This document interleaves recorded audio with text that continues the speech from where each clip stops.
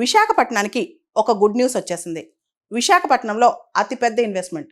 In fact చెప్పాలంటే Google America దాటి బయట అతిపెద్ద ఇన్వెస్ట్మెంట్. ఇండియాలో కూడా ఇంత పెద్ద డేటా సెంటర్ లేదంట. అదే గూగుల్ ఏఐ డేటా సెంటర్ లేదా గూగుల్ ఏఐ హబ్ విశాఖపట్నంలో వచ్చేస్తుంది.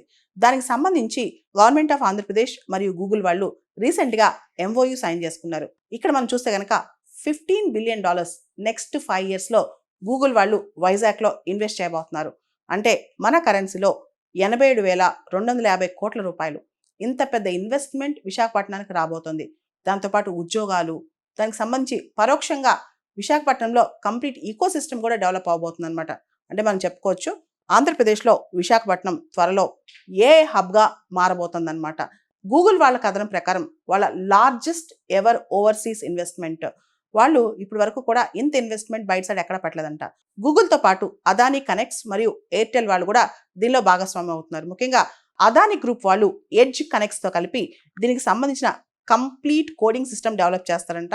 నిరంతర పవర్ సప్లై కావచ్చు, బ్యాకప్ జనరేషన్ కావచ్చు, బ్యాటరీస్ కావచ్చు, కూలింగ్ ప్లాంట్స్ కావచ్చు, సెక్యూరిటీ ఫెసిలిటీస్ కావచ్చు, సేఫ్టీ సిస్టమ్స్ కావచ్చు, ఇవన్నీ కూడా అదానీ వాళ్ళు ప్రొవైడ్ చేస్తారంట.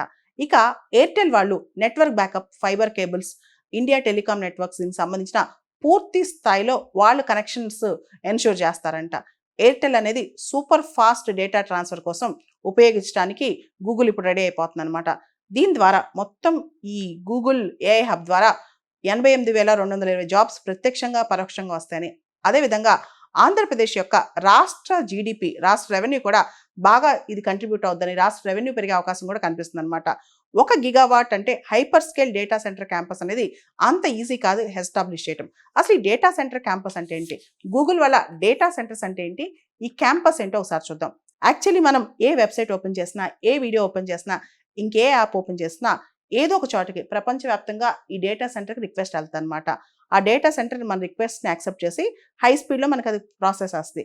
తద్వారా మనకి ఆ వీడియో కావచ్చు, ఆ యాప్ కావచ్చు, ఏదైనా మన ఫోన్లో కానీ ల్యాప్టాప్లో కానీ కనెక్ట్ అవుతుంది అనమాట. అంటే ప్రతి చోట ప్రతి సెకండు ఒక డేటా సెంటర్ పనిచేస్తూ ఉంటుంది అనమాట.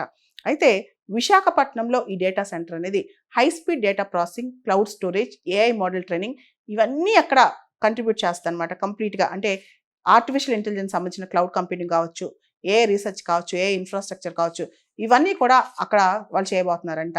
ఎందుకు అసలు, దీనివల్ల మనకి లాభం ఏంటి, అసలు ఇదంతా విశాఖపట్నం ఎందుకు వచ్చిందంటే, ఇప్పుడు బెంగళూరు చూస్తే కర్ణాటక అసలు ఆల్మోస్ట్ థింక్ చేస్తుంది. ఇది బెంగళూరుకి లేదా మ్యాంగ్లూరుకి, మైసూరుకి రాకుండా మనం చూస్తే కనుక అక్కడ మ్యాంగ్లూరులో అయితే పోర్టు కూడా ఉంది. మరి ఇలాంటి ప్లేస్ రాకుండా విశాఖపట్నం ఎందుకు వెళ్ళిందని చెప్పి చాలామంది ఆశ్చర్యపోతున్నారు అనమాట. అసలు విశాఖపట్నాన్నే గూగుల్ ఎంచుకోవడానికి కారణం ఏంటి, $15 బిలియన్ ఇన్వెస్ట్మెంట్ విశాఖపట్నంలో పెట్టడానికి కారణం ఏంటంటే, ఫస్ట్ పోర్ట్ యాక్సెస్ అనమాట. Under see cables. మనకు తెలుసు ప్రపంచవ్యాప్తంగా ఇంటర్నెట్ అనేది అండర్ సీ కేబుల్స్ ద్వారా నడుచుద్ది అనమాట. ఇప్పుడు ఇంత ఇన్వెస్ట్మెంట్లో చాలా పెద్ద మొత్తం అండర్ సీ కేబుల్స్ వేస్తారు.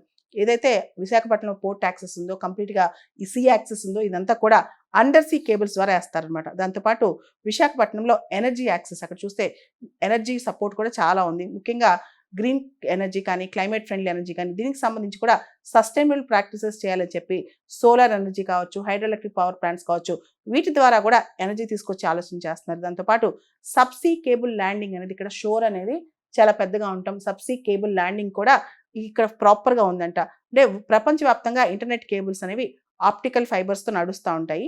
దీనికి సంబంధించి సబ్సీ కేబుల్స్ వేసి కేబుల్ ల్యాండింగ్ కూడా ప్రాపర్గా అవుతుంది అనమాట విశాఖపట్నంలో. ముఖ్యంగా అంతర్జాతీయంగా ఇంటర్నెట్ సబ్సీ కేబుల్స్ అనేవి ల్యాండ్ అయ్యే ప్లేస్ అనేది విశాఖపట్నంలో మనకు ప్రాపర్గా వాళ్ళు సెట్ చేస్తారంట. వీటన్నిటితో పాటు విశాఖపట్నం గ్లోబల్ డేటా ట్రాఫిక్ మొత్తం సంబంధించిన ఎంట్రీ ఎగ్జిట్ పాయింట్స్ అన్ని కూడా అక్కడే పెట్టే అవకాశం కనిపిస్తుంది గూగుల్ వాళ్ళు. కంప్లీట్గా వాళ్ళకి సంబంధించిన గ్లోబల్ డేటాకి సంబంధించిన మొత్తం సిస్టమ్స్ అన్ని కూడా అక్కడ అరేంజ్ చేసే అవకాశం కనిపిస్తుంది అనమాట. దీనికి సంబంధించి గూగుల్ CEO సుందర్ పిచాయ్ కావచ్చు, వీళ్ళందరూ కూడా దీనికి సంబంధించి చాలా హోప్ వ్యక్తం చేస్తున్నారు అనమాట. దీనివల్ల విశాఖపట్నం యొక్క లోకల్ ఎకానమీ కూడా బాగుపడుతుంది. అంతేకాదు విశాఖపట్నానికి ఇది ఒక కీ గ్రోత్ ఫ్యాక్టర్గా పనికొస్తుందంట. విశాఖపట్నంలో న్యాచురల్ అడ్వాంటేజెస్ చాలా ఉన్నాయి కాబట్టి విశాఖపట్నం త్వరలో ఆర్టిఫిషియల్ ఇంటెలిజెన్స్ హబ్గా అయ్యే అవకాశం కూడా కనిపిస్తుంది. 1 గిగావాట్ కంప్యూటింగ్ కెపాసిటీ అంటే అది చాలా పెద్ద కెపాసిటీ అని చెప్పొచ్చు. అదేవిధంగా ఈ సబ్సీ కేబుల్ ఏదైతే వేస్తున్నారో అది సింగపూర్, మలేషియా, ఆస్ట్రేలియా మరియు 12 దేశాలతో కనెక్ట్ అవుద్దంట. దాంతో గ్లోబల్ కనెక్టివిటీ హబ్గా విశాఖపట్నం మారబోతుంది. దీనికి సంబంధించి ఆంధ్రప్రదేశ్ డిజిటల్ ల్యాండ్స్కేప్ కావచ్చు, భారతదేశం యొక్క డిజిటల్ ల్యాండ్స్కేప్ కావచ్చు, పూర్తి స్థాయిలో మారబోయే అవకాశం కూడా కనిపిస్తుంది అనమాట. ఇవన్నీ చూస్తే కనుక భవిష్యత్ అంతా ఆర్టిఫిషియల్ ఇంటెలిజెన్సే. అంతేకాదు వచ్చే 10 సంవత్సరాల్లో ఆంధ్రప్రదేశ్లో విశాఖపట్నం ఏఐ హబ్, అదేవిధంగా తెలంగాణలో హైదరాబాద్లో కూడా ఆర్టిఫిషియల్ ఇంటెలిజెన్స్ సిటీ కడుతున్నారు. ఇవన్నీ కలిపి మనం చూస్తే ఆర్టిఫిషియల్ ఇంటెలిజెన్స్ అనే అద్భుతం ప్రపంచంలో ఆవిష్కారం అవబోతోంది.